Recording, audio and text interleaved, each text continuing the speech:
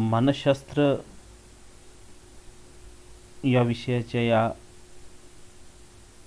पहिले शेवटच्या चॅप्टरमध्ये आपण मेमरी संदर्भात चर्चा करणार आहोत. त्याला स्मरण किंवा स्मृती असं देखील म्हटलं जातं. तर स्मरण किंवा स्मृती ही मानवाला मिळालेली एक देणगी आहे आणि आपल्याला याच्यामध्ये स्मरण प्रक्रिया नेमकी कशी असते, स्मरणाचे प्रकार कोणते आहेत, या संदर्भात आपल्याला जाणून घ्यायचं आहे. तर यामध्ये पहिल्यांदा आपण स्मृतीची व्याख्या आणि त्याचं स्वरूप बघणार आहोत. तर स्मरण जे आहे नेहमीच्या व्यवहारामध्ये आपण आठवणं, लक्षात ठेवणं, स्मरण करणं यासारखे वेगवेगळे शब्द वापरत असतो आणि मानसशास्त्रीय भाषेमध्ये त्याला स्मृती असं देखील म्हटलं जातं.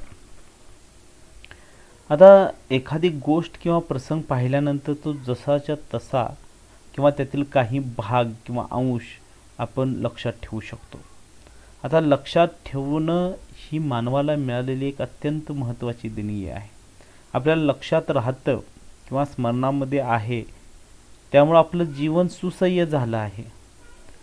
दैनंदिन जीवनातील अनुभव आपल्याला जतन करून ठेवता येतात. अशा अनुभवाची आपण व्यवस्थित साठवण करतो. ज्या वेळेला पाहिजे त्यावेळेला ते अनुभव आपण आठवून स्मरण करतो आणि त्याचं प्रत्यक्ष उपयोग आपल्या दैनंदिन जीवनामध्ये करत असतो. जर करता हे आपल्याला दैनंदिन जीवनातले अनुभव आठवलेच नसते किंवा स्मरण ही प्रक्रियाच आपल्याबाबत नसती, तर जीवन किती असह्य झालं असतं. आपल्याला कोणतेच अनुभव किंवा माहिती आठवता आली नसती. आत्ता काय झालेलं आहे थोड्या वेळापूर्वी हेच आपल्याला लक्षात राहिलं नसतं आणि त्यामुळं आपल्या ह्या स्मरणामुळं आपल्याला अनेक गोष्टी, अनेक संदर्भ, अनेक अनुभव हे जसेच्या तसे किंवा त्यातील काही भाग हे आपल्याला सहजपणे हे आठवत असतात किंवा आपण ते सहजपणे आठवू शकतो. आता वेगवेगळ्या मानसशास्त्रज्ञांनी या स्मरणाच्या व्याख्या वेगवेगळ्या केलेल्या आहेत. आता या व्याख्या ज्या आहेत त्यामध्ये स्टाऊट या मानसशास्त्रज्ञानं पूर्वानुभवाचे पुनरुज्जीवन म्हणजे स्मरण अशी स्मरणाची व्याख्या केलेली आहे. आता पूर्वीचे अनुभव आठवणं किंवा त्याचं पुनरुज्जीवन करणं, स्मरणामध्ये पूर्वीचे अनुभव असतात, पूर्वीच्या स्मृती असतात, आपल्याला जे दैनंदिन जीवनामध्ये अनुभव आलेले असतात ते आपण जतन करून ठेवत असतो आणि ते पुन्हा त्याचे उजळणी करत असतो, पुनरुज्जीवन करत असतो. अशा पूर्वानुभवांना त्यांनी स्टाऊट यांनी स्मरण किंवा स्मृती म्हटलेलं आहे. दुसरे जे आहेत एडगेल यांनी स्मृती म्हणजे धारणाशक्ती म्हटलेलं आहे. धारणाशक्ती म्हणजे साठवून ठेवलेली माहिती पाहिजे त्यावेळेला आठवणे म्हणजे धारणाशक्ती. आपण दैनंदिन जीवनामध्ये ज्या अनेक गोष्टी असतात, अनेक अनुभव असतात, अनेक प्रसंग असतात, अनेक प्रकारची माहिती असते, आपल्याला ज्यावेळी पाहिजे आहे त्यावेळेला ते आपण आठवतो.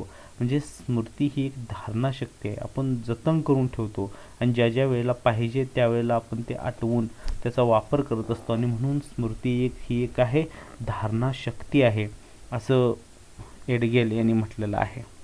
आता उर्वरित हा जो आहे मनावर घडलेल्या संस्कारांचा प्रत्यक्ष उपयोग करणं म्हणजे स्मृती. आपल्या मनावरती जे संस्कार घडलेले आहेत त्याचा प्रत्यक्ष जीवनामध्ये उपयोग करणं म्हणजे स्मृती असं म्हटलेलं आहे. आता हे सगळं बघितल्यानंतर आता थोडक्यात आपण या स्मृतीची सर्वसमावेशक व्याख्येचा विचार केला तर वैज्ञानिक माहितीचे सांकेतीकरण करणं, साठवण करणं आणि पुनर्प्रारण म्हणजे आठवणं करून देणारी बोधात्मक प्रक्रिया म्हणजे स्मृती. आता स्मृती जी आहे याच्यामध्ये 3 गोष्टी आहेत. एक वैज्ञानिक माहितीचं सांकेतिकीकरण करणं, साठवण करणं आणि पुनर्प्रारण करणं. आता प्रारण जे आहे किंवा पुनर्प्रापण करणं जे आहे किंवा त्याला प्रत्यानयन असं आपण म्हणू किंवा प्रत्याहन करणं, तर हे जे आहे ही जी बोधात्मक प्रक्रिया आहे तिन्ही संकल्पनांची त्याला आपण स्मृती असं म्हटलेलं आहे. आता वैज्ञानिक माहिती, आपली जी पंच ज्ञानेंद्रिय आहेत किंवा वेदनेंद्रिय जे आहेत, हे बाह्य जगाचं ज्ञान संग्रह करत असतात. आपल्या आजूबाजूला भोवताली काय चाललेलं आहे हे आपल्या पंच ज्ञानेंद्रियामार्फत आपल्याला ही माहिती मिळत असते. आता ही माहिती जी आहेत, पंच ज्ञानेंद्रिय, आपली डोळे आहेत, डोळ्यावाटे आपण पाहतो, अनेक प्रसंग, अनेक घटना आपल्या डोळ्यावाटे आपण माहिती घेत असतो. आपले कान आहेत, त्याद्वारे श्रवण, आवाज आपल्याला प्राप्त होत असतो.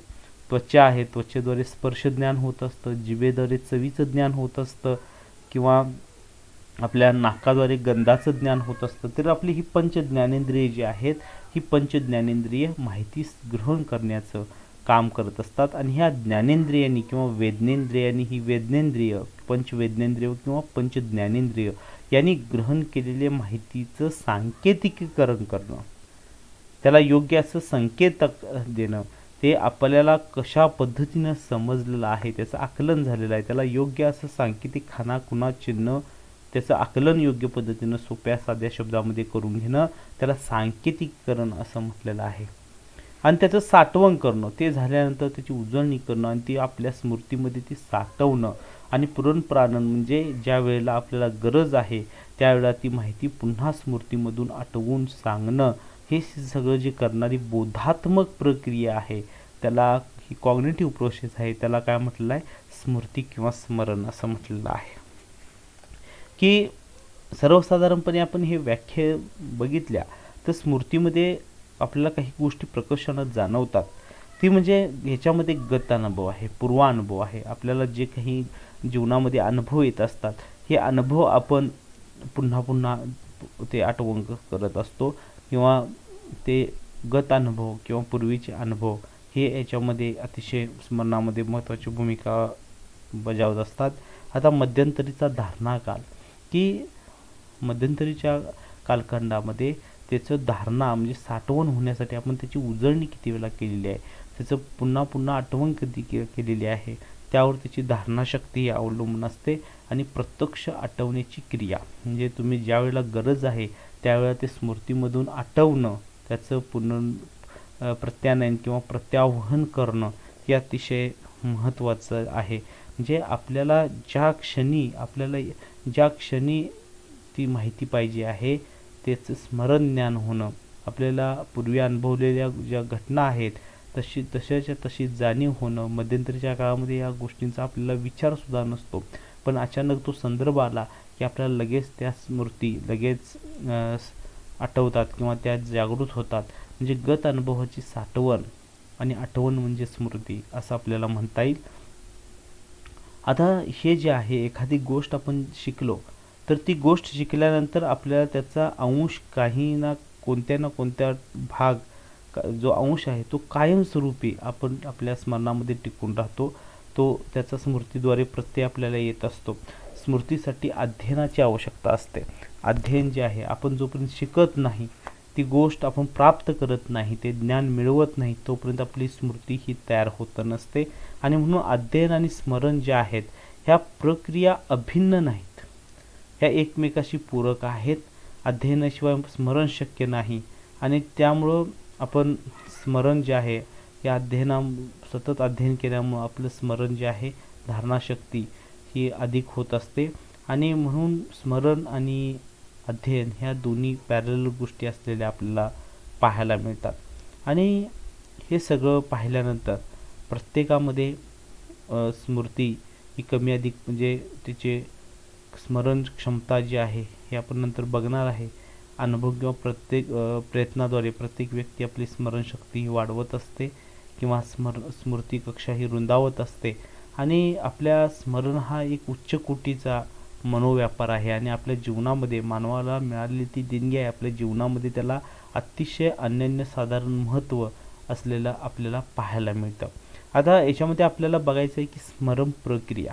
आता स्मरण प्रक्रिया जी आहे, आता स्मरणामध्ये ग्रहण करणं, साठवणं आणि पुनर्प्राणन, म्हणजे ग्रहण, साठवण आणि आठवण ह्या 3 गोष्टी स्मृतीमध्ये महत्त्वाच्या मानलेल्या आहेत. आता पहिलं जे आहे संकेतन. संकेतामध्ये ग्रहण हे अतिशय महत्त्वाचं आहे, ग्रहण करणं. आता ग्रहण करत असताना आपली पंच ज्ञानेंद्रिय जी आहेत, मगाशी जसं मी सांगितलं पंच वेदनेंद्रिय, आपले नाक, कान, डोळा, जीभ आणि त्वचा, ही आपली पंच ज्ञानेंद्रिय आहेत. ह्या ज्ञानेंद्रियाद्वारे आपल्या आजूबाजूचं बाह्य जगाचं ज्ञान किंवा माहिती ही गोळा केली जाते आणि ह्या वेदनेंद्रियाच्या माध्यमातून आपल्या मेंदूवर संस्कार होत असतात आणि उद्दीपन जे आहे, ह्या उद्दीपनामुळे मेंदूमधील ज्या पेशीमध्ये जे सूक्ष्म बदल होत असतात, ह्या सगळ्यामुळं ह्या जे आपली वेदनेंद्रिय जी माहिती ग्रहण करत असतात ती मेंदूपर्यंत पेशीद्वारे पोचवत असतात आणि ती माहिती मेंदूपर्यंत गेल्यानंतर मेंदूमध्ये उद्दीपनं निर्माण होतात. ह्या उद्दीपनामुळं मेंदूच्या पेशीमध्ये जे सूक्ष्म असे बदल होत असतात त्या बदलांना संस्कार असं म्हटलेलं आहे आणि यालाच संकेतन असं म्हटलेलं आहे. आता स्मृतीच्या माहिती संस्करण सिद्धांतानुसार मानवी स्मृती ही विविध अवस्थापासून बनते. म्हणजे त्याच्यामध्ये काही टप्पे आहेत. मेंदूमधील ठशांना स्मृतिचिन्ह, अवशेष किंवा स्मृती संस्कार असं देखील म्हटलं जातं आणि हे संस्कार जितके रेखीव, आखीव, स्पष्ट, ठसठशीत असतील तितकी आपली स्मरण क्षमता ही चांगल्या पद्धतीने टिकते किंवा स्मरण अतिशय चांगलं आपल्याला राहतं. दीर्घकाळ ते अनुभव आपल्या जीवनामध्ये टिकतात. बाल्यावस्थेतील आनंददायी अनुभव असतील, शाळेतील पहिली सहल असेल, स्कॉलरशिप परीक्षेमध्ये मिळालेलं यश असेल, यासारखे अनुभव जे आहेत जीवनामधले जसेच्या तसे आपल्या आयुष्यभर लक्षात राहत असतात. ते कधीही विसरले जात नाहीत. म्हणजे आपल्या जीवनामध्ये जे सगळ्या स्मृती आहेत त्या स्मृती जशाच्या तशा ह्या आपल्या स्मृतीमध्ये राहत असतात. म्हणजे आपली जी वेदनेंद्रिय आहे ती वेदनेंद्रिय माहिती ग्रहण करण्याचं काम करतात आणि ग्रहण केलेली माहिती ही मेंदूमध्ये गेल्यानंतर मेंदूमध्ये जे उद्दीपनं तयार होतात त्यामुळे मेंदू पेशीमध्ये एक सूक्ष्म असे बदल होत असतात. त्या बदलांना संस्कार असं म्हटलेलं आहे किंवा चिन्ह, ठसे जे आहेत हे ह्या पद्धतीनं त्यामध्ये निर्माण होत असतात. आता माहिती ग्रहण केल्यानंतर ती जशीच्या तशी कधी साठवली जात नाही, तर अशा माहितीवर संस्करण केलं जातं. म्हणजे संस्करण जे आहे हे संस्करण जितकं चांगलं असेल, सुस्पष्ट असेल, म्हणजे तुम्हाला कशा पद्धतीनं अनुभव आला, तुम्हाला ते तुम्ही आकलन कसं करून घेतलं, तुम्ही ते ग्रहण कसं केलं, तुम्हाला ते सोप्या पद्धतीनं कशा पद्धतीनं ते ग्रहण करता येईल तशा पद्धतीनं आपण ते ग्रहण करून घेतो. त्याला आपण संस्करण असं म्हटलेलं आहे. प्रत्येकाचं व्यक्तिपरत्वे संस्करण हे भिन्न भिन्न असतं आणि संस्करण जितकं सुस्पष्ट, चांगलं, ठसठशीत असेल तितकी आपली स्मरण क्षमता ही चांगली, सुव्यवस्थित असते. आता हॉर्टन आणि टर्नेज यांनी घेतलेल्या अनुभवाचे रूपांतरण करणं, त्याची खूणगाठ बांधणं आणि त्याची जुळवाजुळव करून स्मृती स्वरूपात साठवण करणं म्हणजे संकेतन, असे संकेतनाची व्याख्या केलेली आहे. म्हणजे वेदनेंद्रियाकडून जी माहिती ग्रहण केली जाते त्या माहितीवर काही संस्कार केले जातात, त्याची रचनात्मक मांडणी केली जाते आणि ही मांडणी पद्धतशीरपणे केली जाते, ठेवली जाते आणि ह्याचे काही प्रकार सांगितलेले आहेत ह्या संकेतनाचे. पहिलं आहे लघुकरण संकेतन. आता लघुकरण याचा अर्थ काय तर शब्दामध्येच आहे. एखादे लांबलचक ओळ किंवा वाक्य लक्षात ठेवण्यापेक्षा त्यातले पहिले एक एक शब्द घेऊन त्यापासून एखादं शब्द तयार केला तर ते बाकीचे सगळे त्याच्यापासून निर्माण होणारे शब्द किंवा ते वाक्य लक्षात ठेवायला सहज सोपं जातं. की 7 रंगांची नावं लक्षात ठेवायची आहेत क्रमाने, की इंद्रधनुष्यातले 7 रंग कोणते आहेत हे क्रमानं लक्षात ठेवायचं आहे, पण त्यातला आपल्याला क्रम लक्षात राहत नाही. पण प्रत्येक रंगाचं पहिलं आपण अक्षर घेतलं आणि त्यापासून एखादं आपण वाक्य बनवलं किंवा शब्द बनवला की ताना पिही निपाजा, तर असं आपण बनवलं तर त्याच्यापासून आपल्याला सहज रंगांची सगळी नावं लक्षात. ताना तांबडा, नारंगी, पिवळा, पिही निपाजा म्हणजे निळा, पिवळा, हिरवा, निळा, पांढरा, जांभळा अशी नावं आपल्याला सहज सांगता येतील. म्हणजे ह्या असं लघुसंकेतीकरणातून आपल्याला संकेतन चांगलं होतं.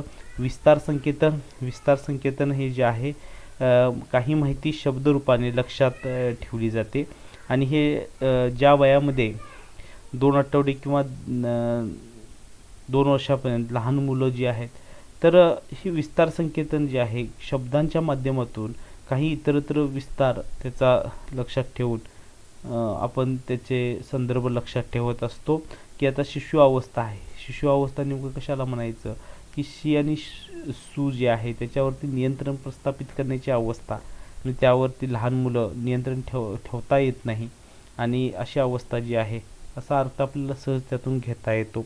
तर हे जे आहे विस्तार संकेतन किंवा बहुउद्देशीय संकेतन. आता बहुउद्देशीय संकेतन जे आहे एखादा विषय केवळ अभ्यासून चालत नाही, तर त्यावर चिंतन मनन हे करावं लागतं आणि असं चिंतन मनन करून अत्यंत पद्धतशीर आणि रचनात्मक संकेतन करावं लागत असतं. हे संकेतन बहुउद्देशीय असेल तर आपलं स्मरण चांगलं होतं, अन्यथा ते स्मरणामध्ये राहत नाही. की आपल्याला लहान मुलांना सिंह ही कन्सेप्ट शिकवायची आहे, तर लहान मुलांना सिंह हे काहीच माहीत नाही.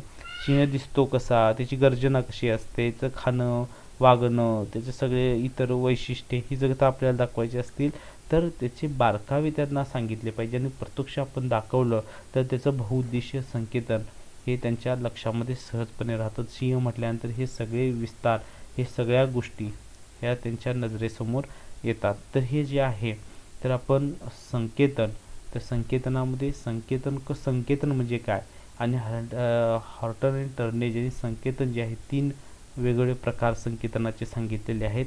लघुकरण संकेतन, विस्तार संकेतन आणि बहुउद्देशीय संकेतन. तर हे आपण आज बघितलेले आहेत.